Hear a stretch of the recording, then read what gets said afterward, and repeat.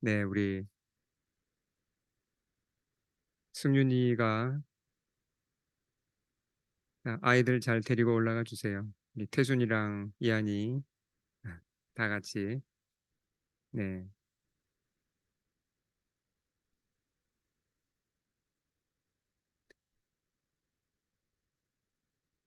네.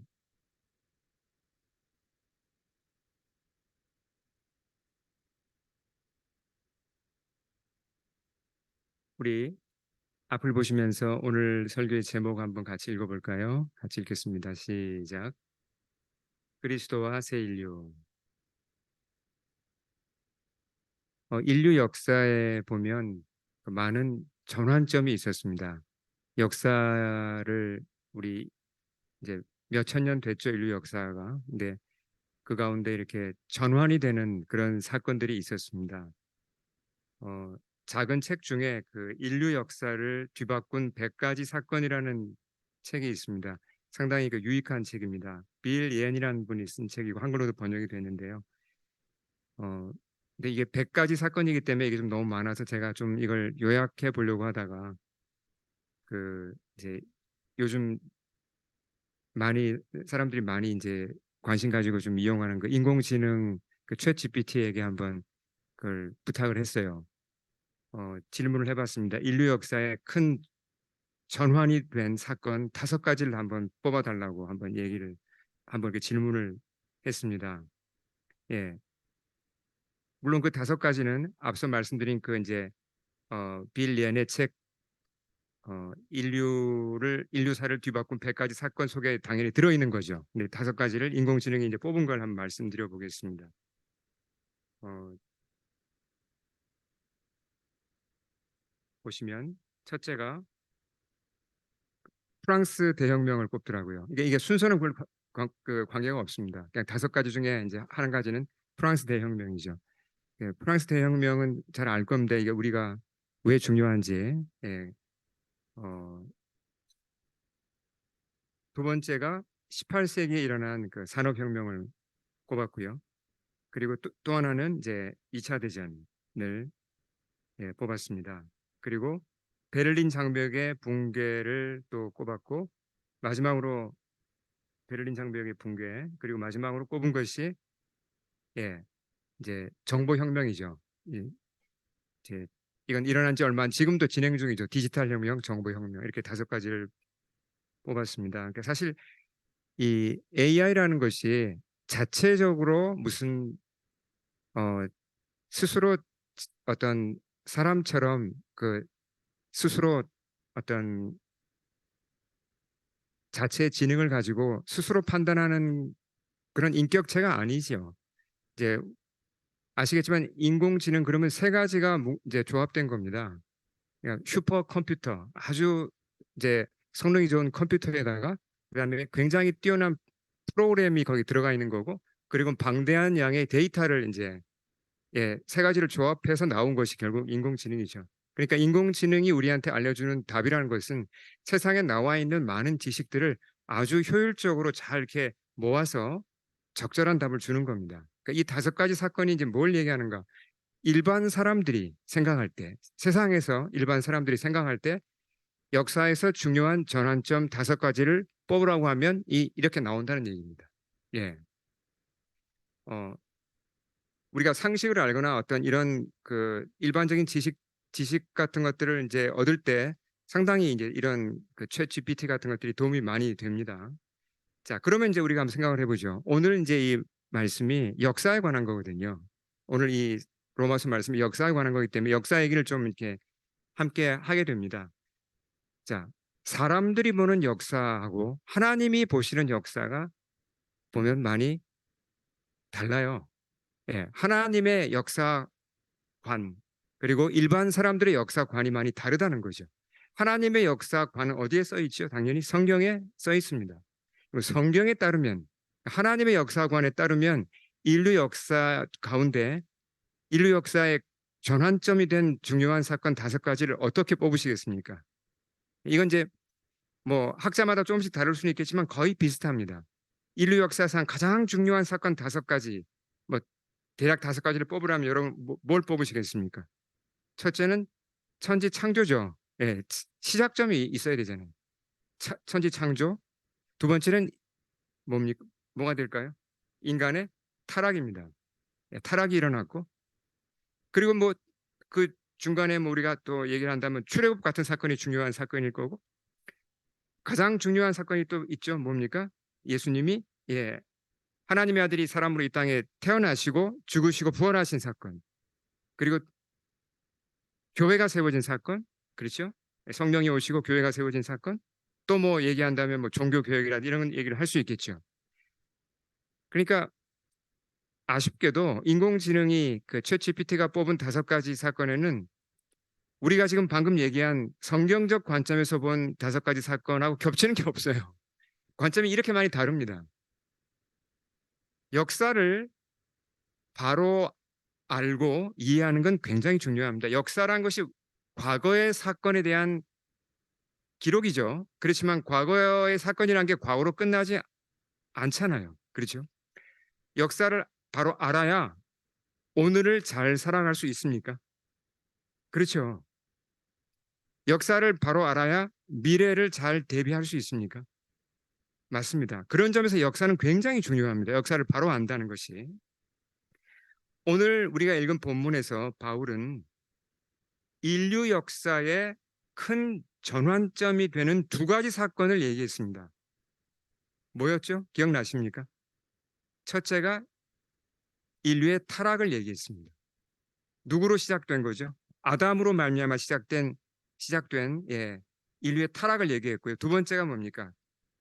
예, 그리스도께서 시작하신 새 인류, The New Humanity라고 할 수 있는 새 인류가 시작되었다는 그 2가지 사실을 얘기합니다. 근데 이게 아담으로 시작되었고 그리스도로 말미암아 시작되었기 때문에 아담과 그리스도를 대조하면서 이 2가지 사건을 쭉 얘기해 나갑니다. 이제 본문이 좀 어려운데 그 중에 이제 중요한 한 가지를 이 2가지 사건을 중심으로 한번 보겠습니다. 그래서 조금 쉽게 보겠습니다. 첫째 사건을 첫째 전환점이 뭐라고 그랬죠? 인류의 타락입니다. 아담으로부터 시작된 인류의 타락을 한번 살펴보겠습니다. 12절에 여기에 대한 내용이 나옵니다. 같이 한번 크게 읽어보겠습니다. 12절 시작. 그러므로 한 사람으로 말미암아 죄가 세상에 들어오고 죄로 말미암아 사망이 들어왔나니 이와 같이 모든 사람이 죄를 지었으므로 사망이 모든 사람에게 이르렀느니라. 여기서 한 사람은 누구를 가리키죠? 이건 읽어보시면 나옵니다. 아담이죠. 네. 어, 창세기에 기록된 이 사건을 우리가 알고 있습니다. 이제 아담을 얘기할 때는 저절로 함께 이제 여기 생략되었지만 누가 같이 그 옆에 있다는 얘기입니까? 하와가 항상 같이 있습니다. 아담 혼자 했다는 얘기가 아닙니다. 아담과 하와 같이 가죠. 이 2사람이 하나님의 법을 어기고 어떻게 했습니까? 하나님을 향하여 마음이 교만하여져서 하나님을 인정하지 않고 하나님의 법을 어김으로 말미암아 인류의 타락이 시작된 거죠. 예, 잠깐 정리를 하면 어떻습니까? 인간은 참 위대한 존재를 하나님이 지으셨습니다. 일반 동물과는 다르죠. 정말 많은 어떤 재능을 주셨고 특별히 하나님의 형상까지 주셨고 창조주와 교제할 수 있는 그런 능력도 우리에게 주셨습니다. 그렇잖아요. 창조주 하나님과 사랑을 서로 주고받을 수 있는 그런 특권까지 주셨는데 인간이 그 자유와 특권을 잘못 사용하여서 하나님을 인정하지 않고 하나님을 거역하면서 타락이 일어난 거죠. 그래서 결국은 이제 인간이 하나님으로부터 쫓겨나게 되었고 이제 에덴의 동쪽에 가서 살게 되었습니다. 자, 이게 큰 전환점이 일어났다는 걸 우리가 조금 더 실감나게 이제 알 필요가 있습니다. 결국 그러니까 죄란 게 뭐죠? 우리가 죄에 대해 참 얘기를 많이 하는데 죄 그러면 윤리적인 죄를 얘기하기 이전에 더 근본적인 죄가 뭡니까? 그러니까 하나님을 향한 죄가 하나님을 향한 거역과 불순종과 교만이 이게 죄의 뿌리이고 죄의 출발이죠. 그렇죠? 자, 그러면 이제 인간이 타락함으로 죄가 들어왔다. 12절을 다시 가만히 보십시오. 죄가 세상에 들어왔다는 표현을 썼습니다. 그전에는 죄가 없었는데 죄가 이제 시작되었고 들어왔다는 표현을 썼죠. 그러니까 우리도 죄의 영향을 받고 있습니까? 그러면 받고 있다는 거죠. 예, 모든 사람이 뭐라 그랬죠? 이와 같이 모든 사람이 죄를 지었다고 표현을 했습니다. 그리고 사망이 모든 사람에게 이르렀다고 표현을 했죠. 자, 그래서 죄에 대해서 조금 더 한번 생각을 해보겠습니다. 어, 죄는 영향력이란 게 있습니까? 내가 죄를 지으면 그 죄라는 것이 영향력이 다른 사람에게 갈 수 있나요? 자, 우리 아마 다 이해하실 겁니다. 예, 그게 충분히 그런 일이 일어난다는 것을 성경에서 한번 찾아보죠. 아담하고 하와가 죄를 지었죠. 예. 자, 그러면 그 죄의 영향력이 서로에게 어떻게 가는지를 한번 살펴보겠습니다. 자, 두 사람이 이제 하나님으로 인정하지 않고 하나님께 하나님을 의심하고 하나님을 거역했을 때 그 하나님이 금지하신 나무 열매를 따 먹었을 때 어떤 일이 일어났는가? 창세기 3장 7절에 보면 뭐라고 기록되어 있습니까? 같이 한번 읽어보겠습니다. 시작. 그러자 두 사람의 눈이 밝아져서 자기들이 벗은 몸인 것을 알고 무화과 나무 잎으로 치마를 엮어서 몸을 가렸다. 어, 원래 이들이 서로 사랑했고 어, 둘 사이에 벽이 없었습니다. 근데 하나님을 향하여 이들이 범죄했을 때, 자, 범죄하자마자 일어난 일을 7절에서 이렇게 요약을 했어요. 지금 무엇 때문에 힘들어하죠? 아담과 하와가 무엇 때문에 굉장히 고통스러워합니까? 예, 상대방이 자기를 보는 것이 부담스럽습니다. 뭔가 부부밖에 없잖아요. 서로 남편과 아내인데 남편과 아내가 상대방의 눈이 부담스럽고 상대방으로부터 내 것을 좀 숨기고 싶어 합니다. 상대방이 나를 보는 게 부끄럽고 뭔가 굉장히 불편해요.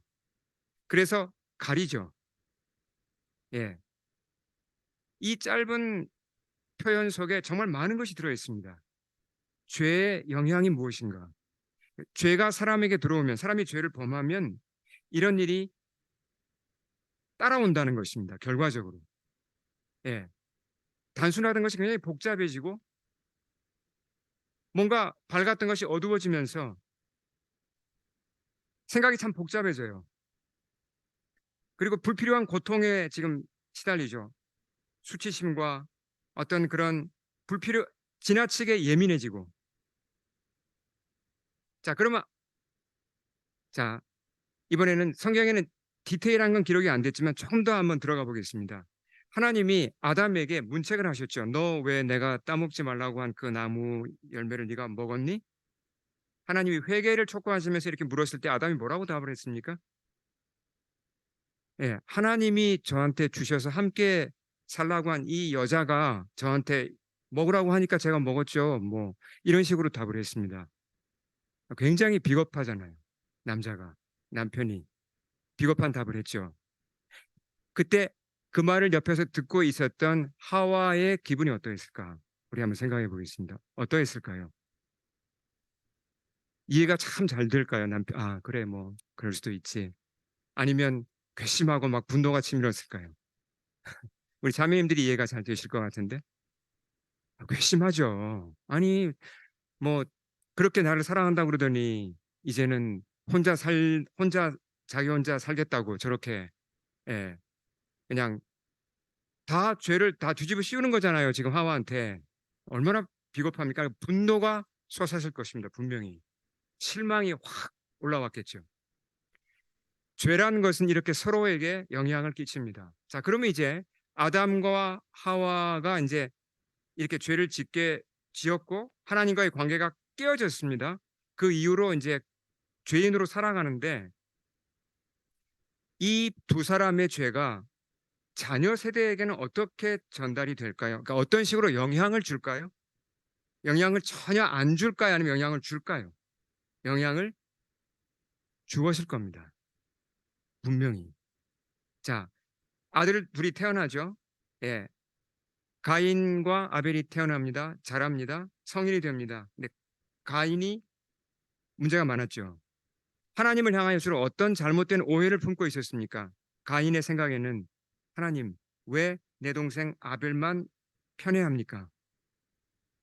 그런 불만을 품고 있었습니다. 그렇죠? 그러다가 결국 아벨을 죽이잖아요.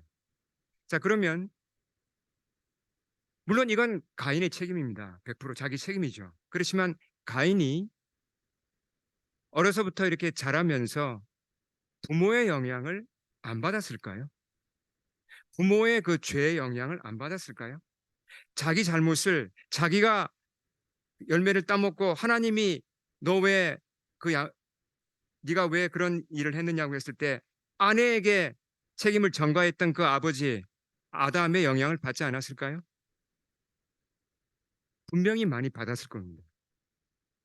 두 사람이 서로 싸우지 않았을까요? 싸울 때마다 하와는 아마 과거에 그 일을 끄집어냈을지도 모릅니다. 당신 그때 나한테 책임 전가했잖아. 뭐 이걸 뭐 사람들이 다 그렇잖아요. 사람이 다 보면 비슷합니다. 싸울 때 보면 옛날 일 다 끄집어내고 예. 애들이 다 보고 그걸 다 애들은 안 듣는 것 같아 다 들어요. 그런 걸. 들으면서 어떻습니까? 자기도 모르게 뭔가 죄의 영향을 받아요. 아, 분노가 왔다 갔다 하고 원망이 왔다 갔다 하고 저는 어떤 그 탄식이 있고 마음의 스트레스를 받습니다. 어린애들도. 그 자기도 모르게 그런 분노도 생기고 뭔가 그런 인생에 대한 허무함과 절망도 어린애들도 그걸 부모 밑에서 보고 배우는 겁니다. 영향을 받는다는 거죠. 네. 이게 죄의 영향력이라는 겁니다. 그러니까 우리는 타락 이후로 인류가 타락한 이후로 이 세상은 죄로 가득 차 있고 사람들이 죄의 영향을 주고받아요. 가정에서 그렇고 학교에서 그렇고 회사에서 그렇고 어딜 가나 죄의 영향을 주고받습니다. 그래서 그 속에 상처받고 상하고 예, 물론 또 회복하려고도 애를 쓰죠. 그렇지만 끊임없이 죄의 영향을 받고 있다는 걸 우리가 주목해야 됩니다. 또 하나 우리가 주목해야 될 것은요. 사람 속에 있는 sinful nature라는 겁니다. 이 죄성이라고 부르죠. 죄악의 속성이라고도 부를 수 있고 영어로 더 표현이 더 간편합니다. sinful nature. 그러니까 어떤 악한 본성이 이 속에 내 속에 들어왔다는 겁니다. 이게 참 신비하기도 하고 좀 100% 이해가 좀 안 되기도 하는데요. 아담의 후손으로 태어난 사람은 누구나 이 죄성을 갖게 됩니다. 이게 성경의 가르침이거든요. 그래서 이제 성선설이 있고 선악설이 있잖아요. 성경적으로 뭐가 맞습니까? 선악설이 더 맞는 겁니다. 예. 사람은 그 태어날 때부터 타락한 세상에 태어나기 때문에 예, sinful nature를 가지고 태어나요. 그러니까 무슨 얘기냐면 내가 아무리 선하게 살려고 노력해도 나는 한계가 있다는 겁니다. 물론 그렇다고 내가 어떤 죄를 지었을 때 하나님, 전 책임 없습니다. 하나님이 저한테 죄성을 넣어 주셨는데 제가 무슨 책임이 있습니까? 이렇게 말할 수는 없죠. 죄에 대한 책임은 궁극적으로 나한테 있습니다. 그렇지만 우리 속에 처음부터 이런 죄성이 있다는 것도 분명한 사실이에요.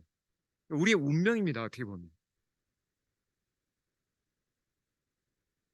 자, 아담 이야기를 쭉 계속 보면요.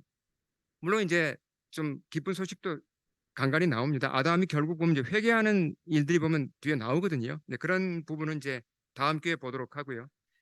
아담의 후손들에 대한 이야기가 창세기 4장, 5장에 나오는데요. 아담의 족보가 실려 있습니다. 창세기 5장에 보시면 기억나시죠? 아담부터 이제 쭉 족보가 나오고 예, 가장 장수한 사람이 누구였죠? 기억나세요? 예, 무드셀라가 가장 장수했죠. 대부분 연세들이 900세가 넘었어요. 그러니까 오늘날 기준으로 보면 야, 뭐 이거 뭐 100세 시대가 아니라 1000세 시대 이렇게 장수 장수한 건 사실입니다. 근데 이제 원래는 인간이 영생하던 존재였는데 900살 산다는 건 이건 이제 심각한 변화죠. 그럼 이 족보가 기록된 목적이 뭘까요? 뭘 보여주려고 이 아담의 후손 족보를 쭉 노아까지 이렇게 쭉 기록을 했죠? 야, 그래도 사람들이 이렇게 900살까지 살았구나. 야, 장수했다. 이걸 보여주려고 그러는 겁니까? 아닙니다. 이 족보를 보시면 반복되는 동사가 있어요. 몇 살까지 살고 그다음 뭐죠? 죽었더라. 죽었더라. 죽었더라. 죽었더라. 죽었단 말이 반복됩니다. 예, 하나님이 분명히 말씀하셨죠. 너희가 이 열매를 따먹으면 반드시 죽는다 그랬습니다. 그 말은 너희가 나로부터 끊어지면 너희는 죽는다. 왜 죽죠? 생명의 근원이 누구십니까? 하나님이십니다. 하나님이 생명의 근원이시기 때문에 내가 하나님으로부터 등을 돌리면 나는 죽는 겁니다. 아담하고 하와가 범죄했을 때 영적으로는 바로 그 순간 죽었죠. 그 육신의 죽음은 이제 뒤따라 오게 되는 겁니다. 그 죽음을 확인해 주는 족보가 바로 이 족보예요. 다 죽었다는 겁니다. 예, 반면에 마태복음에서 예수님이 이제 이따가 우리가 보겠지만 새 인류를 시작하잖아요. 그래서 새 인류를 시작하는 그 예수님의 족보에서는 표현을 어떤 식으로 표현을 하죠? 죽었단 말이 한마디도 안 나옵니다. 뭐라고 표현을 하죠? 아브라함이 예, 누구를 이삭을 낳고 낳았다는 표현으로 나갑니다. 큰 전환이 일어났다는 거죠. 자, 다시 한번 우리 인공지능이 뽑은 그 사건으로 한번 가보겠습니다.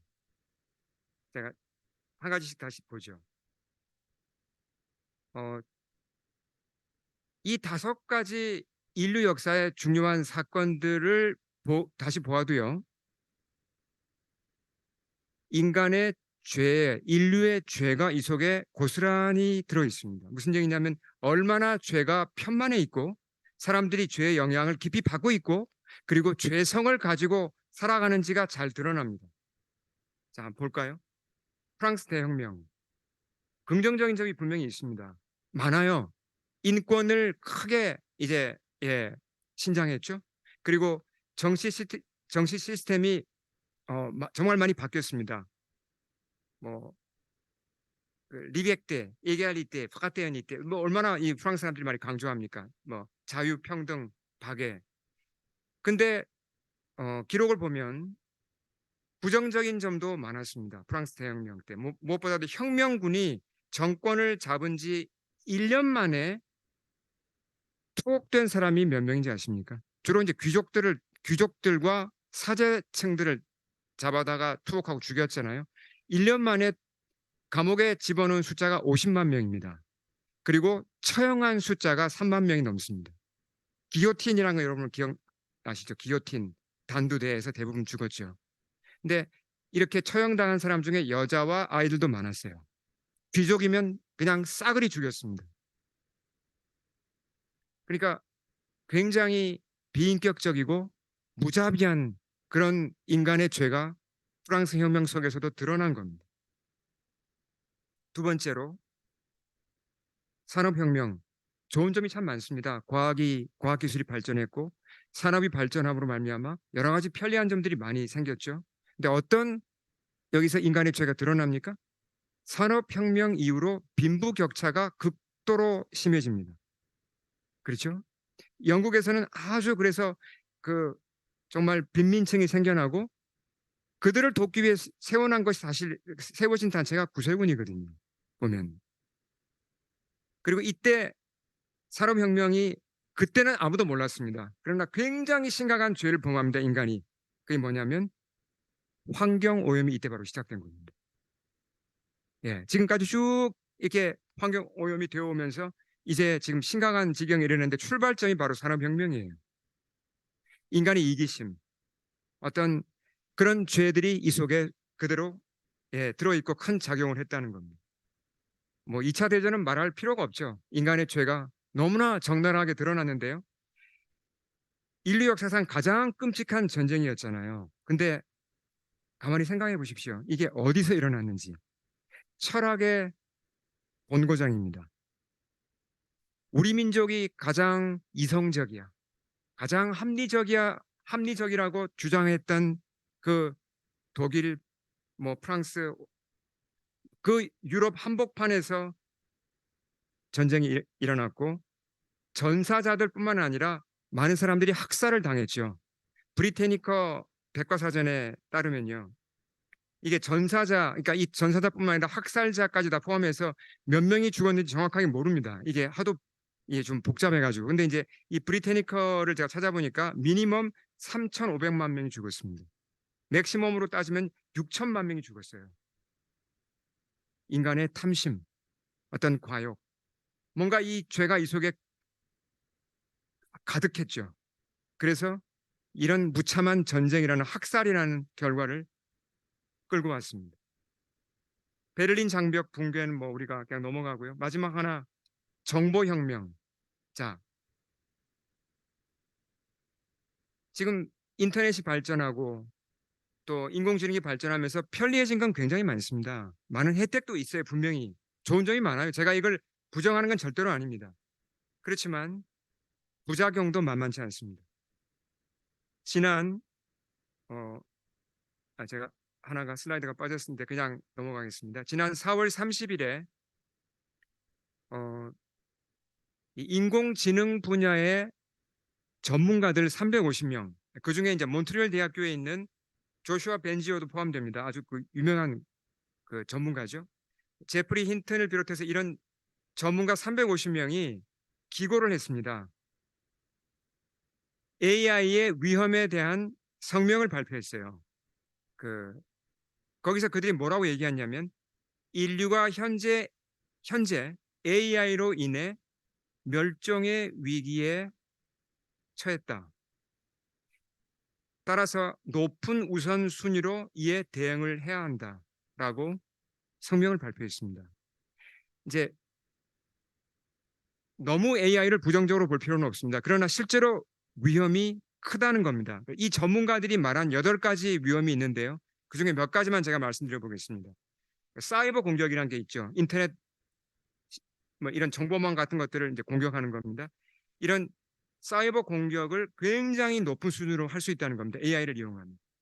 한 나라의 어떤 전산망을 마비시킬 수도 있다는 얘기죠.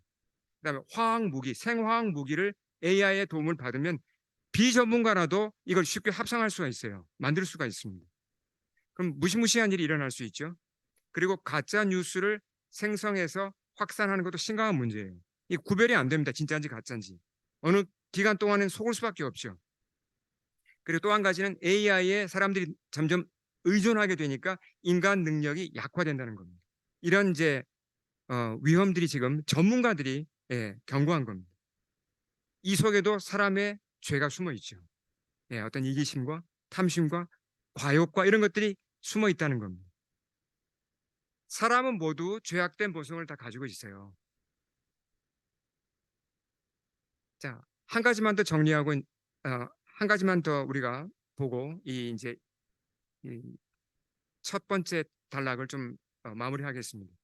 자, 우리가 태어나는 세상은 이미 타락해 있습니다. 죄의 영향이 가득해요. 근데 나부터도 죄성을 가지고 태어납니다.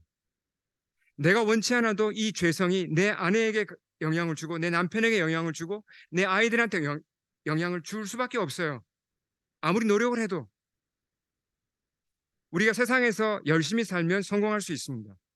세상에서 정말 내가 성실하게 살면 내가 원하는 거 얻을 수 있습니다. 그러나 절대로 벗어나지 못하는 게 뭡니까? 예, 죄로 가득한 이 세상에서 벗어나지 못하고 내가 죄인이라는 것을 벗어나지 못하고 내 속에 있는 죄성을 내가 어찌할 수 없다는 겁니다. 우리는 아담의 후손이에요. 살아간 세상에 살고 있습니다. 이 사실을 우리가 인지하는 게 굉장히 중요하다는 거죠.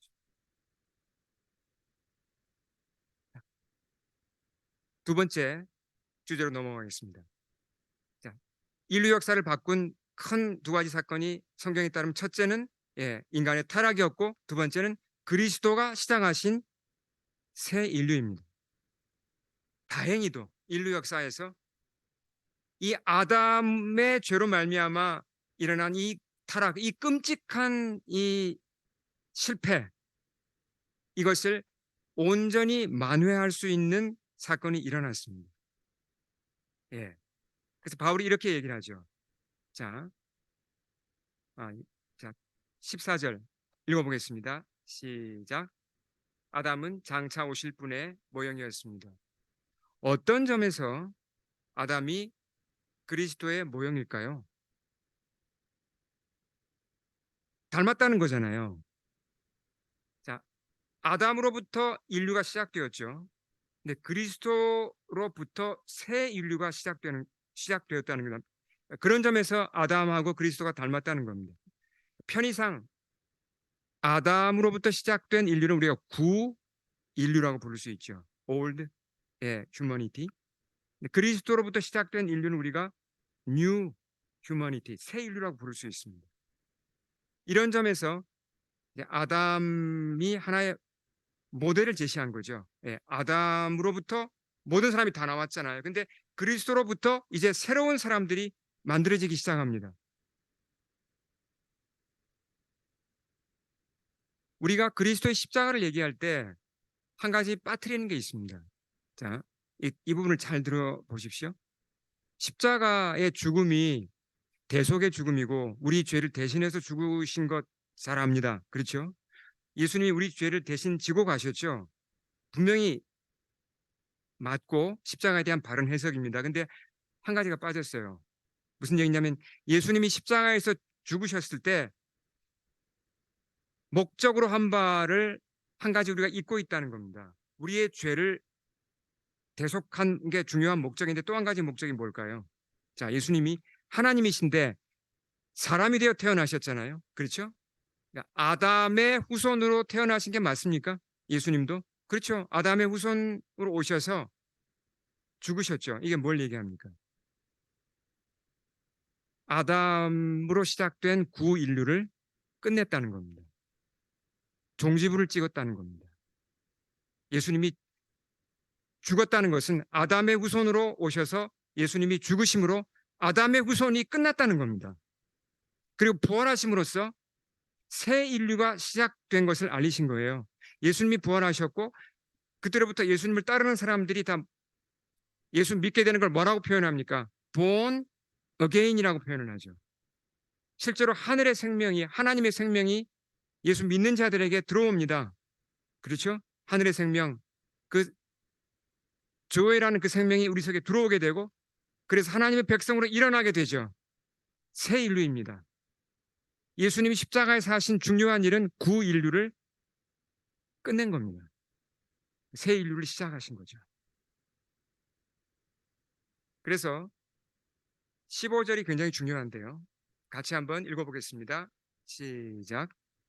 그러나 하나님께서 은혜를 베푸실 때 생긴 일은 아담 한 사람이 범죄했을 때 생긴 일과 같지 않습니다.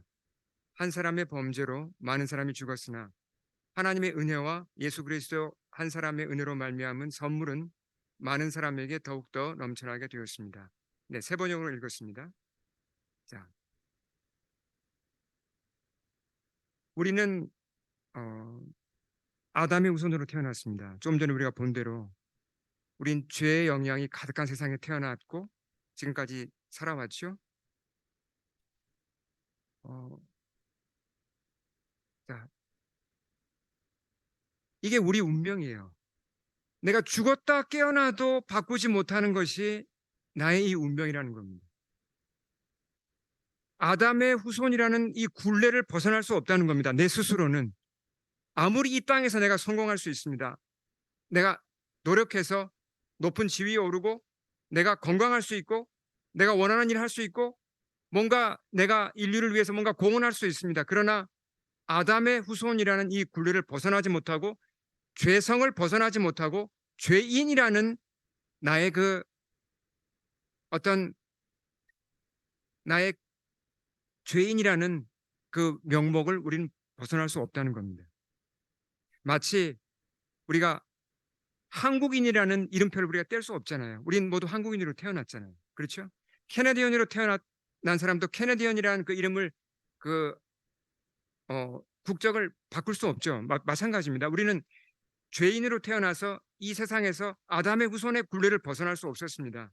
근데 예수님이 새 일을 행하셨다는 겁니다. 가만히 생각을 해보십시오. 우리 뭔가 인생에서 성취하길 원합니다. 정말 내가 좋은 일을 이루고 싶고 또 뭔가 내 아이를 위해서도 내 가족을 위해서도 뭔가 내가 어떤 또 더 나아가서는 인류를 위해서도 뭔가 작더라도 좋은 일을 하고 싶습니다. 그러나 거기에는 한계가 있다는 겁니다. 내가 아무리 변화되고자 해도 나의 변화는 이 죄인이라는 굴레를 넘어가지 못합니다. 아담의 후손이라는 이 굴레를 넘어가지 못합니다. 다시 말하면 죽음을 넘어설 수 없고, 그렇죠? 하나님의 심판을 넘어갈 수가 없습니다. 누구 덕분에 우리가 이 굴레를 벗어나게 된 거죠? 누구 덕분에 이제 구인류에서 벗어나서 새 인류에 속하게 된 거죠? 예수 그리스도죠. 예수님이 하신 일은 정말 놀라운 일을 하신 겁니다. 내가 죽었다 깨어나도 벗어날 수 없었던 그 아담의 후손이라는 굴레에서 우리를 해방시키셨고 이제 새 인류에 속하게 해주셨다는 겁니다. 그 일을 위해서 예수님이 희생하셨고 예수님이 모든 걸 다 행하셨죠. 내 죄를 다 씻으시고 나를 대신해서 심판을 받으시고 내 신분의 변화를 위해서 필요한 모든 걸 다 해놓으시고 나에게는 그 모든 것을 선물로 주신 겁니다. 그 사실이 15절에 써 있다는 거죠. 자, 우리가 정리를 하고 이제 마치겠습니다. 나는 지금 어느 인류에 속해 있습니까? 여전히 구인류에 속해 있습니까? 아니면 그리스도가 시작하신 새 인류의 한 가족이 된 것입니까? 정말 중요한 질문이죠. 내가 그리스도를 믿고 새 인류에 속했다면 그것보다 더 큰 선물이 없고 그것보다 더 큰 성취가 없습니다. 내 인생의 가장 중요한 일이 이미 이루어졌고 가장 고귀한 일이 내 인생에 이미 선물로 주어진 것입니다. 우리가 정말 감사해야 되겠죠. 그리고 아직 이것이 확실하지 않다면 다른 어떤 것을 하기 이전에 분명히 짚고 넘어가야 됩니다. 내가 새 인류를 시작하신 예수님께 다시 한번 그분의 음성을 듣고 그분에게 속해야 되겠죠. 네. 그리고 우리 가까운 사람들, 가족들, 내 친구들, 그들에게도 가장 중요한 것은 그들이 속한 인류가 어디냐는 겁니다. 어느 쪽이냐는 것입니다. 그것을 인지하고 그리스도께서 시작하신 새 인류에 속하도록 그들을 도와주는 것이 우리가 해야 될 일 중에 가장 중요한 일입니다. 우리 함께 기도할까요?